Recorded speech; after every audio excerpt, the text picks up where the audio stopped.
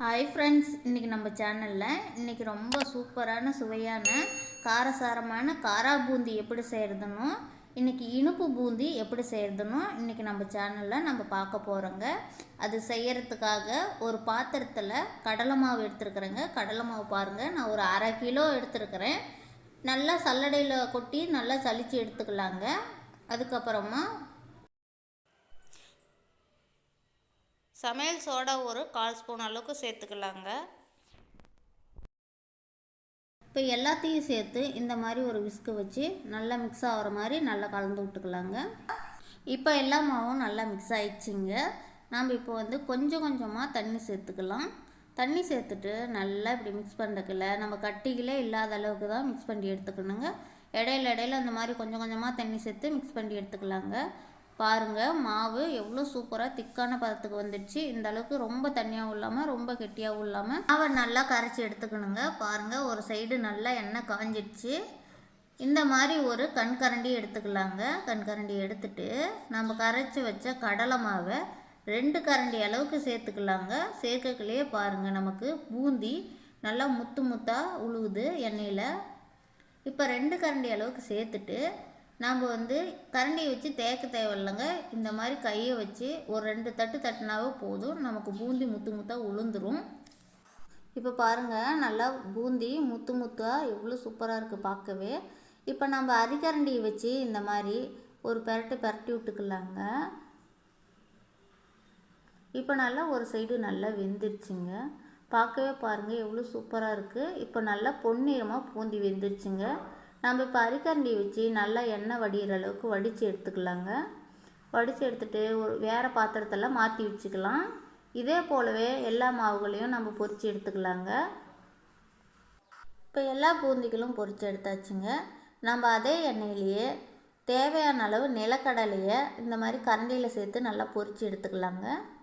பொரித்து எடுத்துகிட்டு நம்ம அந்த மிக்சரோடு சேர்த்துக்கலாம். அதே கரண்டிலேயே ஒரு 10 பல்லு பூண்டு தட்டி நல்லா எண்ணெயில் பொரித்து எடுத்துக்கலாங்க.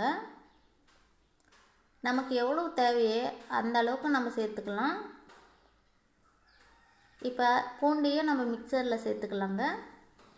கடலையும் சேர்த்துக்கலாம். கடலையும் அதே மாதிரி பொரித்து சேர்த்துக்கலாம், இல்லைன்னா அப்படியே கூட சேர்த்துக்கலாம், நல்லாயிருக்கும். இப்போ தேவையான அளவு கருவேப்பில் தலையை நம்ம பொரித்து எடுத்துக்கலாங்க. கருவேப்பில் தலை எண்ணெயில் போடக்குள்ள பார்த்து போடுங்க, இல்லைன்னா மேலே எண்ணெய் தெரிச்சிரும். இப்போ கருவேப்பிலை தலையெல்லாம் பொன்னிறமாக நல்லா பாருங்கள் பொரிஞ்சு வந்துடுச்சு. இப்போ கருவேப்பிலை தலையும் நம்ம மிக்சரோடு சேர்த்துக்கலாம். 1 ஸ்பூன் அளவுக்கு மிளகாய் தூள் சேர்த்துக்கலாங்க. ஒரு 1/2 ஸ்பூன் அளவுக்கு உப்பு சேர்த்துக்கலாங்க. நம்ம மிக்சருக்கு தேவையான அளவு மட்டும் உப்பும் மிளகாய் தூளும் சேர்த்துக்கலாம், காரத்துக்கு தகுந்த மாதிரி. இப்போ நாம் மிக்சரை நல்லா இப்படி பரட்டி விட்டுக்கலாங்க. இப்போ பாருங்கள், மிக்சரை எவ்வளோ சூப்பராக நல்லா காரசாரமாக எவ்வளோ சூப்பராக முத்து முத்தாக எப்படி இருக்குன்னு. இதே மாதிரி நீங்களும் செய்து பாருங்கள் வீட்டில். இப்போ காரா பூந்தியை ரெடி பண்ணியாச்சுங்க. அடுத்ததான் நம்ம இனிப்பு பூந்தி எப்படி செய்கிறதுன்னு பார்க்கலாம். இந்த மாதிரி ஒரு பாத்திரம் எடுத்துக்கலாங்க. அதை நம்ம அடுப்பில் வச்சுக்கலாம். அடுப்பை சிம்மில் வச்சுக்கோங்க. இப்போ தண்ணி ஒரு 300 மில்லி அளவுக்கு சேர்த்துக்கலாம். சர்க்கரை ஒரு 200 கிராம் அளவு சேர்த்துக்கலாங்க. நம்ம இனிப்புக்கு தகுந்த அளவு மட்டும் சேர்த்துக்கலாம். இல்லை இனிப்பு இன்னும் சாப்பிட்றீங்களா இருந்தால் கூட இன்னொரு 5 கிராம் 10 கிராம் சேர்த்துக்காங்க, ரொம்ப நல்லாயிருக்கும். இப்போ ஏலக்காய் ஒரு 10 ஏலக்காய் தட்டி வச்சுருக்குறேங்க. இப்போ சர்க்கரை தண்ணி நல்லா கொதிச்சிருச்சு, அதோடு சேர்த்து நல்லா இப்படி மிக்ஸ் பண்ணி விட்டுக்கலாம். நமக்கு பாவு ரொம்ப கெட்டியான பதத்துக்கு வர வேண்டாங்க. நம்ம சும்மா பாவு பாருங்கள், நல்லா ஒரு கம்பி பதத்துக்கு வந்தாவே போதும், நமக்கு ரெடி ஆயிரும் பாவு. இப்போ பாவு நல்லா ரெடி ஆயிடுச்சுங்க. பாருங்கள், நம்ம ஏற்கனவே நம்ம மாவு கரைச்சி வச்சுருந்தோம் காரா பூந்திக்கு. அதுலேயே பாதி மாவு எடுத்து தனியாக வச்சுட்டோங்க. இப்போ கொஞ்சமாக ஃபுட் கலர், கொஞ்சமாக மஞ்சள் கலரில் சேர்த்துக்கலாங்க. சேர்த்து நல்லா கலந்து விட்டுக்கலாம். இப்போ நல்லா ஃபுட் கலர் சேர்த்து நல்லா கலந்து விட்டாச்சுங்க. நம்ம அதே எண்ணெயிலேயே நம்ம இந்த மாதிரி ஒரு கண்கரண்டி எடுத்துக்கலாங்க. கண்கரண்டி எடுத்து அதே போலவே 2 கரண்டி மாவு சேர்த்து நல்லா தட்டி விட்டுக்கலாங்க. பூந்தி நல்லா முத்து முத்தாக உதிருது பாருங்கள்.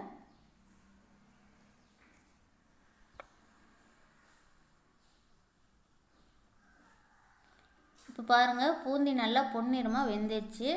நம்ம நல்லா எண்ணெயை வடிகட்டிட்டு நம்ம பாகில் சேர்த்துக்கலாம். பூந்தி எல்லாத்தையும் பாகில் சேர்த்துட்டு ஒரு 5 நிமிஷம் இருந்தால் போதுங்க, நமக்கு பூந்தி ரெடி ஆகிடும். பாகில் சேர்த்த பூந்திங்க நம்ம அப்படியே பாகு வடிகட்டிட்டு வேறு பாத்திரத்துக்கு மாற்றி வச்சுக்கலாங்க. அவ்வளோதாங்க, நம்ம பூந்தி செய்கிறது ரொம்ப ரொம்ப சிம்பிளுங்க. இந்த மாதிரி நீங்களும் செய்து பாருங்கள், வீட்டில் ரொம்ப நல்லாயிருக்கும். நம்ம ஒரே மாவை வச்சு இப்போ காரா பூந்தியும் இனிப்பு பூந்தியும் சூப்பராக ரெடி பண்ணிட்டோம்.